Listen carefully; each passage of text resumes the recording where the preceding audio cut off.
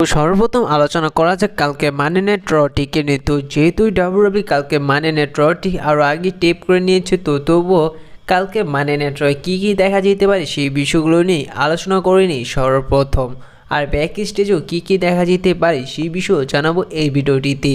কালকে মানি নাইট রয় আপনারা দেখতে পারবেন শেমাস এবং ব্রাউন বেকারের মধ্যে একটি ইন্টারকন্টিনেন্টাল চ্যাম্পিয়নশিপের ম্যাচ।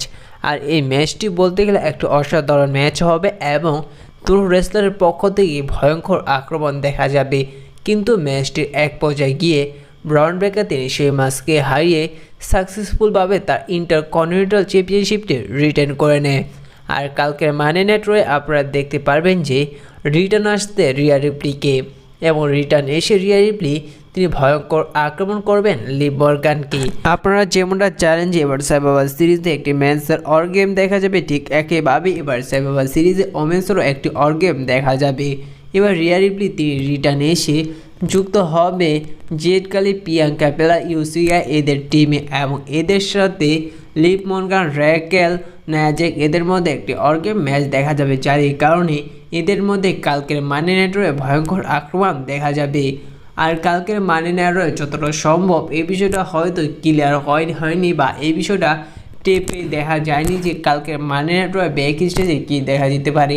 তো যতটুকু মনে হয় যে কালকের মানি নাইট রয়ে আবার একটি বিষয় দেখতে পারবেন যে সোলো সিকোয়ার ব্লাড লাইন মেম্বারগুলোর সাথে যেভাবে ব্রসের যুক্ত হয়েছে সেই বিষয়টা কালকের মানি নাইট রয়ে ব্রোমান রেন্সের ব্লাড লাইন মেম্বারগুলো সেথ রোলিন্সকে বলবে এবং সেথ রোলিন্সকে রিকোয়েস্ট করবে তাদের ব্লাড লাইনের সাথে যুক্ত হতে। আর সেই বিষয়টা দেখা যেতে পারে স্যামি জিন করতে, জেউসো করতে, জিমোসো মিলে সবাই সেথ রোলিন্সকে রিকোয়েস্ট করতে পারে। এবার আলোচনা করা যাক ব্রনসেট এবং সেথ রোলিন্সের ম্যাচটি নিয়ে। আর এই ম্যাচটি ডাব্লিউডাব্লিউ গত সপ্তাহের মানি নাইট রয়ে কনফার্ম করেছে। ম্যাচটি শুরু হলে দেখবেন যে ম্যাচটির মধ্যে এক পর্যায়ে সোসুকো এবং তার ব্লাড লাইন মেম্বারগুলো সেথ রোলিন্সকে ইন্টারফিয়ার করার চেষ্টা করবে, এমনকি সেথ রোলিন্সকে আক্রমণ করারও চেষ্টা করবে। ঠিক সেই সময় সেথ রোলিন্সকে সেভ করতে আসবেন জেউসো এবং জিমোসো, তারা এসে সোসুকো ব্লাড লাইন মেম্বারগুলোকে ভয়ঙ্কর আক্রমণ করবে। আবার যখন ম্যাচটিতে কন্টিনিউ করতে থাকবে সেথ রোলিন্স ব্রনসেটের সাথে, ঠিক সেই সময় অপর পাশ থেকে অ্যালোস্টেবলি থেকে সোসুকো তিনি আবার সেথ রোলিন্সকে ইন্টারফিয়ার করার চেষ্টা করবে। সেটার সুযোগ নিয়ে ব্রনসনে তিনি সেথ রোলিন্সকে ভয়ঙ্কর আক্রমণ করবে এবং ভয়ঙ্কর তার সুনামি দিয়ে সে জায়গায় সেথ রোলিন্সকে হারিয়ে দিবে। পরবর্তীতে দেখবেন যে সোসুকো তিনি রিংয়ে আসবেন এবং রিংয়ে এসে হাতটি তুলবেন ব্রনসনেটের। আর কালকের মানি নাইট রয়ে দেখে আপনারা অনেকটাই বুঝে যাবেন যে আসলে সেথ রোলিন্স তিনি এবার রোমান রেন্সের ব্লাডের সাথে যুক্ত হতে চলেছে। আর সেথ রোলিন্সকে ফাইনালি আপনারা রোমান রেন্সের ব্লাডের সাথে যুক্ত হতে দেখতে পারবেন সামনের সপ্তাহে স্ম্যাকডাউন। আর তারই সম্ভাবনা অনেকটাই রয়েছে, যতটুকু মনে হচ্ছে যে সামনের সপ্তাহে স্ম্যাকডাউনে সেথ রোলিন্স নিয়ে যুক্ত হতে পারে রোমান রেন্সের ব্লাড লাইনের সাথে। এবার আলোচনা করা যাক রোমান রেন্সকে নিয়ে। তাহলে কি রোমান রেন্সকে ধোকা দেয়নি ফল হেমন, বরং রোমান রেন্সকে ধোকা দিচ্ছে তারই ব্লাড লাইনের মেম্বার স্যামি জিন। দেখুন একটি বিষয়, ডাব্লিউডাব্লিউ এই ব্লাড লাইনের স্টোরিলাইনটি অনেক সবচেয়ে বড় স্টোরিলাইন দেখাচ্ছে এবং সবচেয়ে ইন্টারেস্টিং একটি স্টোরিলাইন। আর ডাব্লিউডাব্লিউ এই ব্লাড লাইনের মধ্যে সমস্ত ছোট ছোট বিষয়গুলো নজর দিয়ে থাকে, এবং বিশেষ করে ডাব্লিউডাব্লিউ লাইভ টিভিতে যে সমস্ত বিষয়গুলো দেখায়। আর এই সপ্তাহে স্ম্যাকডাউনে যেমনটা দেখা গিয়েছিল যে যখন সোসুকো তারা এন্টার করছিল রিংয়ে, সেই সময় ব্যাক স্টেজে ছিল রোমান রেন্স এবং তার পুরো ব্লাড লাইন মেম্বারগুলো। তারপর সে জায়গায় দেখা যায় যে তারা যখন রিংয়ে যাবে বা সোসুকো ব্লাড লাইন মেম্বারগুলোকে ফেস করবে, ঠিক সেই সময় দেখা যায় যে স্যামি জিন তার পকেট থেকে মোবাইলটি বের করে ধুয়ে দেয়।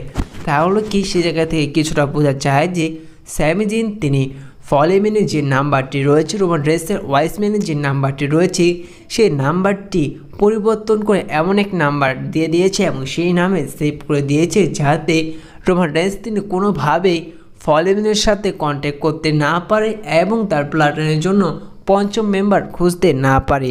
তারই জন্য হয়তো স্যামি জিন এই কাজটি করেছে, তেমনটাই অনেক রেসিং রিপোর্ট থেকে জানা যাচ্ছে। আর এরই কারণে রোমান রেন্স তিনি ফলেমেনের সাথে কন্ট্যাক্ট করতে পারেনি। আর হয়তো স্যামি জিন এবার রোমান রেন্সকে ধোকা দিয়ে দিতে পারে সে পুরনো বদলা নেওয়ার জন্য। আর আরও একটি বিষয় যে এবার স্ম্যাকডাউনে একটি বিষয় দেখা গেল যে জেগা ফাটু সবসময় সোলোসুকাকে প্রণাম করতো, সোলোসুকার সামনে 2 হাত জোড়ে দাঁড়াতো।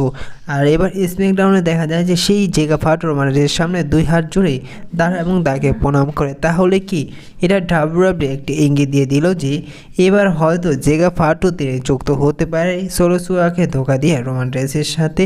তো এই বিষয় নিয়ে বিস্তারিতভাবে আলোচনা করব এই ভিডিওটিতে। আর বলতে গেলে এবার সার্ভাইভার সিরিজ যে অর্গেন ম্যাচটি হতে যাচ্ছে সোলোসুকা ব্লাডলাইনের সাথে রোমান রেইন্স ব্লাডলাইনের মধ্যে, সম্পূর্ণ ম্যাচটি ডিপেন্ড করছে কে হারবে কে জিতবে 4 জন ব্যক্তির উপর। প্রথমত জেগা ফাটুর উপর, স্যামি জিনের উপর, রকের উপর এবং পল হেইম্যানের উপর। এই 4টি মানুষের উপর এই সার্ভাইভার সিরিজে এই সোলোসুকা ব্লাডলাইন এবং রোমান রেইন্সের এই ব্লাডলাইন অর্গে ম্যাচটির উপর ডিপেন্ড করছে কে জিতবে কে হারবে সেই 4টি রেসলারের উপর। তো এই বিষয়ে আপনাদের কী মনে তা অবশ্যই কমেন্ট করে জানিয়ে দিবেন।